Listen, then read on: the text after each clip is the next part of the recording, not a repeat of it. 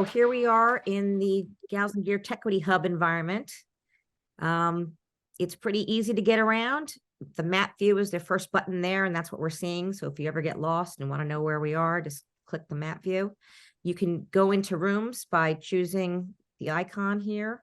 We're on the main stage now, or down the left-hand side where you can see the names of the rooms. And what's great about the names of the rooms is you can see the active rooms and users, meaning who is where in the environment. So if you want to go have a conversation with somebody and you see them in the cafe, you can just click on cafe and join them, or click on cafe over here and join them. You'll get a pop-up from Zoom to leave and join, and off you go. But for now, we're going to all stay in the main stage. And then I think, Amy, you have plans for people to move around after. Right. Depending on how many people we have, we'll break into a couple of rooms to chat. Also, just show the skill zone and below that. So we're adding jobs and areas all the time. So if your company has training that you've already created, we're interested in hosting that training and a link to that training. And we also have a job section. So we're hosting jobs that are being posted every day by our community. So it's a really vibrant area, and we've got a lot of upskilling that we're adding each day to that section, because what we're finding is companies have invested a lot in some really fabulous training that people frankly aren't aware of, and we want women to especially be aware of that to make sure that they are empowering their careers however they want. So that's a little tour of the Tequity HUB, and now without further ado, let me introduce our fabulous speakers today. First, let me introduce Anna Lockwood. She is an experienced media executive in broadcasting and sports. Maybe you can highlight her, yep. And she's currently working at Telstra Broadcast at the convergence of traditional broadcast and leading edge telecommunications and digital platforms, which is pretty much what's happening in our industry writ large, right? It's that merging of traditional and leading edge that we're all trying to stay on the cusp of. And in addition to her role at Telstra, she also represents Telstra as a director on the IABM board and is an advisory board member and mentor at RISE. And she's also on the advisory boards of Atomy and Spalk. So she's a busy woman and brings her interest in innovation, sports, and women in tech to all of her leadership engagements. So thank you, Anna, for being with us. Great to be here. And our other guest is Heather McLean. She is a contributing editor at Sports Media's SVG Europe, and she runs Smart Chimps, an online publication focused on the mobile ecosystem. And over the last 15 years, she has written for all the UK broadsheets, as well as publications including IBC 365, TVB Europe, Fierce Wireless, E4X Magazine, The Economist Executive Briefing. She's a busy writer, and she also heads up SVG Europe Women, which is a fabulous network of women in the sports and media arena that are able to call on one another for ideas and support and advice. And SVG Europe Women is made up of members from all across TV, sports broadcasting, production, distribution, and related areas. So we're absolutely thrilled to have you with us as well, Heather. Thank you for joining us. Thank you for asking. So first I want to ask each of you, and I'll start with you, Anna, what do you love most about what you do right now? I think, it's really being able to work on these major events that take place around the world, both women's sports, which we're particularly proud supporter of, but also sports in general. So in the last 3 months, we've done the FIFA Women's World Cup in Australia, which was an absolutely amazing event for so many reasons. But, I got the chance to go there for a couple of weeks. And then, of course, the team was there the entire time. And then from that, we went straight into the FIBA World Cup in Japan, Philippines, and Indonesia. And now we're in the middle of the Rugby World Cup in Paris. So, just being able to work on these iconic major sports events around the world is a privilege that I never take for granted. Well, that sounds pretty fabulous. How about you, Heather? What do you love most about what you do?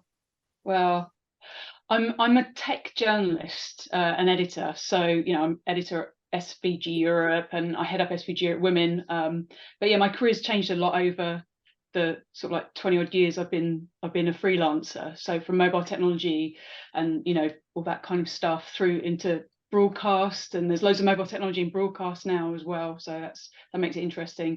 But you don't get bored. There's no time to kind of get bored of what you're doing at all, because it changes continuously, and as a freelancer you can move around and do different things. So I think a lot of the people watching this will be freelancers as well in broadcast. But yeah, SVG at Women is fantastic. I've kind of got my own head to kind of run off and organize events and do things and kind of drive it along, and Anna is one of my advisory board members on that as well, so that's fantastic. But yeah, it's just kind of this thing of, you know, if you build it, they will come, and I like bringing people together and helping to build communities and all that kind of thing, and just empowering women in this industry to meet and inspire each other and learn and hopefully make things better for everybody. Well, that's certainly what we're about at Gals and Gear. So we're really happy that you're doing that work. So diving into our topic today, I'm curious, and I'll start with you, Heather, because you're, you know, writing about these trends. What is the biggest change you've seen in how sports is covered and distributed since you've been involved in the industry? Well, I've been involved in sports broadcasting really properly probably since about 2016, and the biggest change I've seen has happened over the COVID period. I mean, you had things like, you know, IP's been talked about for a very long time. It seems to finally be getting here, kind of thing. But the biggest thing is remote production for me. So it's remote, decentralized production or centralized hubs for that, and the technologies that make that achievable. So the rise of mobile technologies like 4G and now 5G. You know, we just need the 5G core to make network slicing work and all that kind of fun stuff. And then IP, as I said, coming of age now, but also cloud technologies too. And then there's lots of debate about how these fit together, the complications of making them all work and all that kind of thing. Right. So Anna, you've probably been watching that as well in your career. Yeah, and I think as a broadcast services provider, we have a good angle in, because, you know, we take a lot of our cues from our customers and what they need to do. And for me, a big trend is going direct to consumer. So before, you know, a lot of our customers would have been the broadcasters, but now it's the rights holders who also have an ability to go directly to their fans, their audiences, without necessarily needing to go through a traditional broadcaster. And, you know, our tech and our workflows have had to change to meet that direct to consumer demand, whether it's through a fast channel or whether it's through a streaming service. From a production perspective, yes, absolutely moving towards remote production. At you know, Telstra, we were again very lucky, because in 2017 we worked with Fox Sports Australia and NEP Australia to do the first significant remote production network with 2 remote production hubs in Melbourne and Sydney. And then since 2017, through the pandemic and after, you know, we've continued to support a lot of remote production, both in the Australian market and internationally. And in the FIFA Women's World Cup, I would say a majority of broadcasters and sports rights holders were using remote production workflows, sending smaller crews to Australia and having a lot of their work be done in home markets, whether that was in the States, in Germany, in Asia. So definitely seeing that as a sports trend. Mm-hmm. Right. And that sort of interesting combination of on-prem, you know, on premises and cloud and remote is also requiring people to coordinate that. So that's like a whole new job now, is coordinating between those teams. That didn't exist as a job just a few years ago, right? Correct. Yeah. Yeah, I think there are, with remote production, we had our sports production summit in Amsterdam before IBC a couple of weeks ago. It feels like much closer. I know, it feels like it was a mile ago. Yeah. And one of the things that was spoken about there was this, that remote production, you actually need a lot more people involved. There are different jobs, but there are also more of them required for different kind of shifts, different time zones, that kind of thing. So. Interesting. And you've got a list of jobs, Heather, right, for sort of production jobs that you put together for your Behind the Lens project? Let me share. Can you see that? Yeah. Great. Yeah. So I made a word cloud. So yeah. So so I mean, obviously there are tons and tons of jobs in sports broadcasting, and most of these jobs carry over to all live entertainment broadcasting level stuff as well, and studio work, but some of them will also go off into documentary and film, you know, like audio guarantees, editors, you know, drone pilots. There's all sorts of things that are going on, and I wanted to talk here about a new series that we're launching tomorrow officially. Everything goes live tomorrow, but I've been working for about 2.5 years on a series of educational videos called Behind the Lens, and it's series 1 is it's 9 very short, like 2 to 4 minute long interviews with people working in sports broadcasting right now, from a runner to a managing director, audio guarantee, technical engineers, all these kind of core jobs that all fit together really nicely, talking about what they do, how they work with other people in their teams, so how they all link together, how they got into the job and what they love about it. And it's aimed at kids from 11 years old all the way through to university level, just to kind of try and expose some of the jobs that are available behind the lens. But there are so many more we could do. I mean, I've only done 9 and it took a long time to get done, so hopefully I'll be able to do like another layer and make it wider. But the website and everything goes live tomorrow, which is really exciting, so hopefully it's something we can share with. Well, put the website, if you would, in the chat. Right, We'll make sure to share that out as well. And I Yeah, like to, and Amy and I got the chance to see a few of those at the SVG Europe Women's event in Amsterdam, and they're brilliant. I mean, absolutely inspiring. You know, for people who are in the industry, want to learn more about the industry. I mean, it was just an amazing series. So well done, you know, to you, Heather, and the SVG Europe group. That's just an incredible resource for all of us.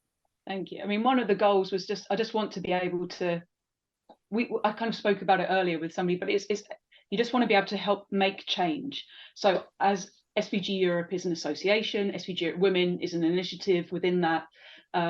But for me to actually help, this was just one way that I thought, well, this will actually have a lasting kind of bit of a legacy there, you know, a high quality resource that educators can tap into, kids surfing around on the internet can have a look at, you know, just try and do something. That's fabulous. So I've just put up another list of jobs, and these are just the jobs that OBS has published for the upcoming Olympics, just to give you an idea of some other jobs that weren't in the word cloud, or a little more detail on them. And, you know, you can see that there's all kinds of things like arrivals and departures coordinator and fit out coordinator, and various kinds of network engineers and technical managers and transport coordinators, even an MEP and an engineer, which deals with, you know, plumbing, basically, among other things, you know, to set up systems. So there's just an enormous number of people that are involved in these kinds of broadcasts. And I think we sort of have this idea in our minds of, you know, camera operators and, you know, a person in front, you know, doing the interviews, and there's like 8 million other jobs. So I think that's one of the reasons we wanted to host this, was just to call attention to the fact that there's so many more jobs there. And I think there's probably even more jobs than we've listed in both of those combined, because I know just from my own productions that, you know, if you have a drone operator, they probably have actually an assist who's downloading, you know, the footage, and, you know, there's all kinds of backup people involved in the footage transfers. And if we're using cloud, we're still, you know, we're also backing up on-prem, you know, and there's people involved in that. So there's actually like loads of other kind of production assistants in the pipeline who are part of this. So we want to just call attention to that, I think, because I think even women who are already doing jobs might be really interested in some of these other areas if they're interested in getting into sports. So one of the things I wanted to ask, you know, you mentioned COVID, you know, which really shifted all production models, including my own company, which, you know, we'd already been actually remote working before that, but now we do a lot more remote everything, color grading and audio mixing and all the rest. But I'm curious, you know, in terms of cloud, Anna, are we going to get to an all in the cloud situation, or are we still going to always have some on-prem content and production, do you think? Yeah, I mean, I think at the moment it's very much a hybrid landscape. There's on-prem, off-prem, mixture. And I would say in our own workflows that we use at TBS, it's probably about 75% cloud driven and 25%, which is still, more traditional. There are still gaps. I think those gaps are closing, and a lot of the industry is working towards, making sure that we can move 100% to cloud workflows in the future. But I would say we're not quite there yet. We partner with a lot of cloud providers. We work with Grass Valley AMP a lot. So GV AMP powers a lot of what we do. We also work with a company called Spock for remote commentary. We work with, all the three main cloud providers for our customers. So we work with GCP, we work with Azure, we work with AWS. So definitely I think we're quite cloud native, but we're definitely not 100% in the cloud yet, whether that's a private cloud or a public cloud scenario. I think we're getting closer, but definitely not 100% yet. Right. So, so saying that, are there even experienced engineers who now need to reskill or upskill in some different areas because maybe they're not, ready for that transition? Yeah, I think it's an interesting journey because when we started moving into the cloud aggressively, which was probably 5 years ago, we looked at our staff and we thought, okay, we can, train current staff, we can hire in cloud experts, or we can acquire. And we've actually done all three of those things. We've done a huge amount of training for the people that were on the team already. We've, been working with freelance contractors and the resources of the cloud providers who have been super helpful. But we also bought from DeLouise 2 years ago a company or a business unit of DeLouise called Media Cloud.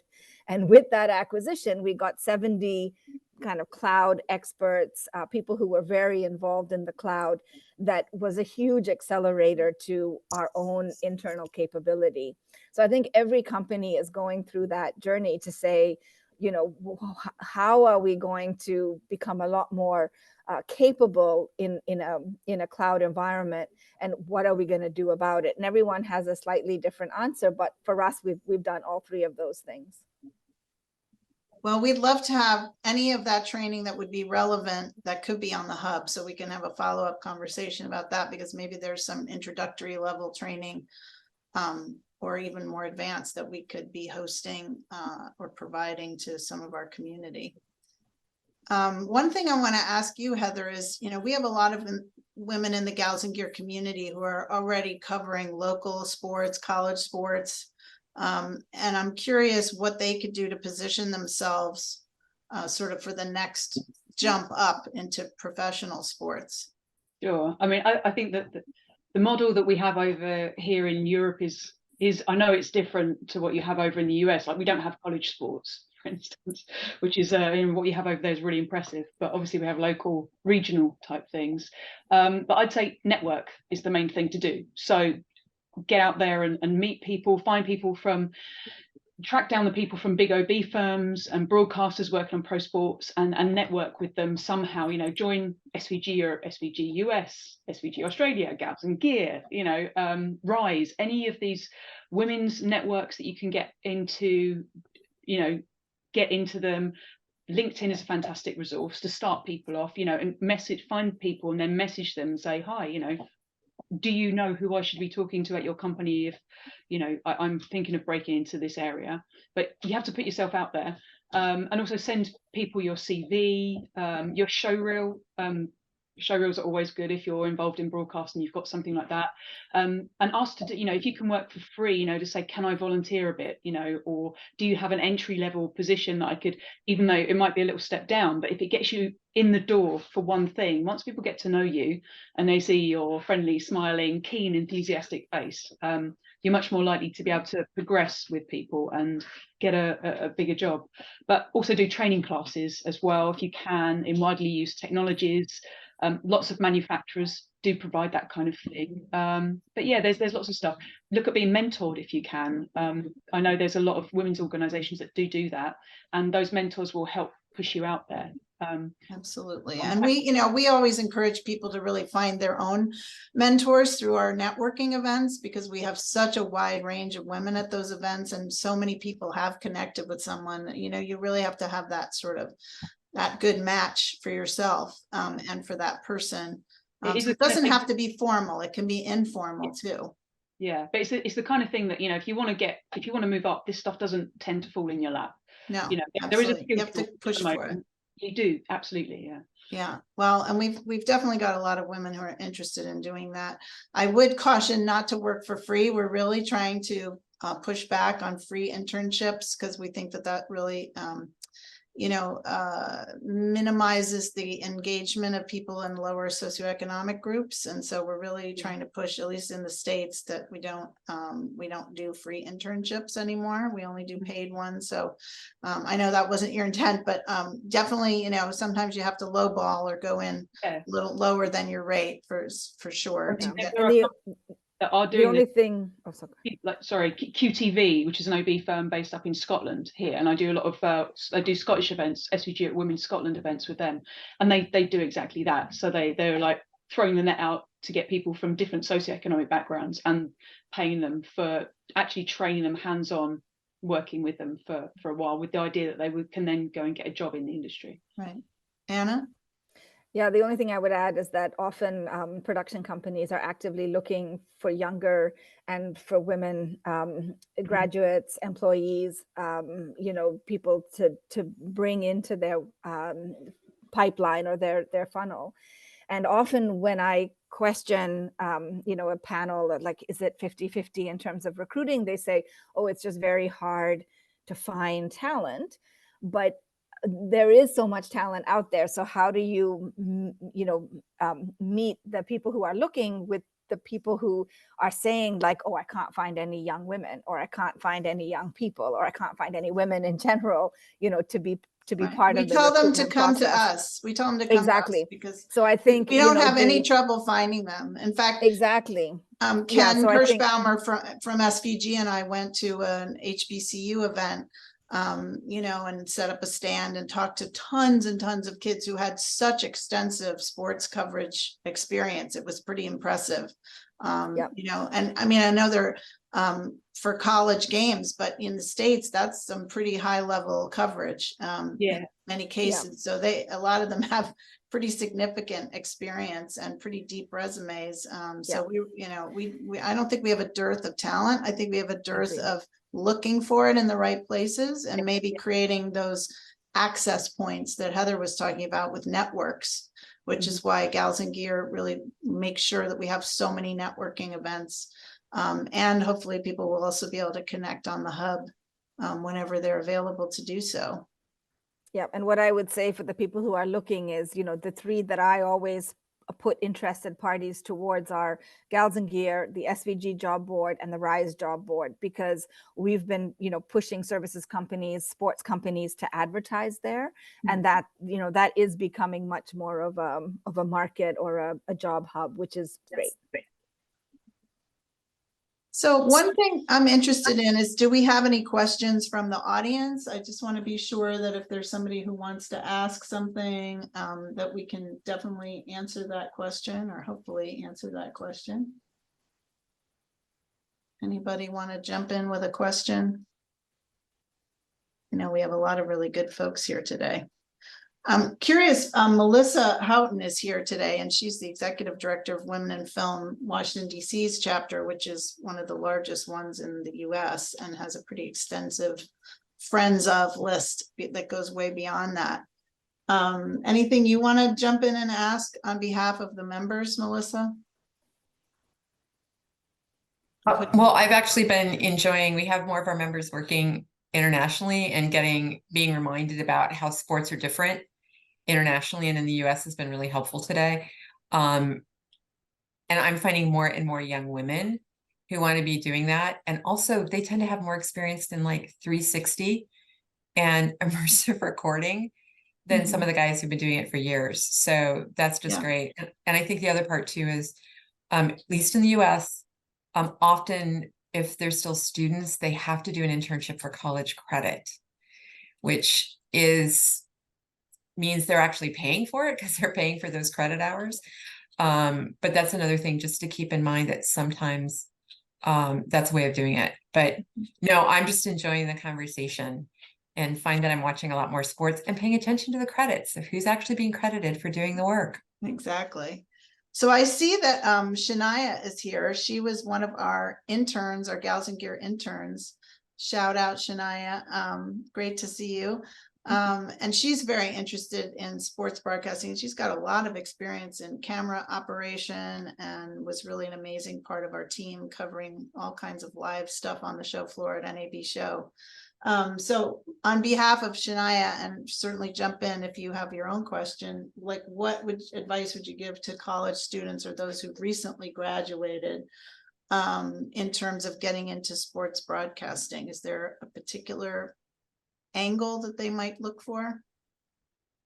I think from experience, like after I graduated, I was just on LinkedIn, like looking at different opportunities that kind of like arose. And right now I'm working with a local soccer club. They're trying to get like off the ground and trying to build a fan base within the division that they're in.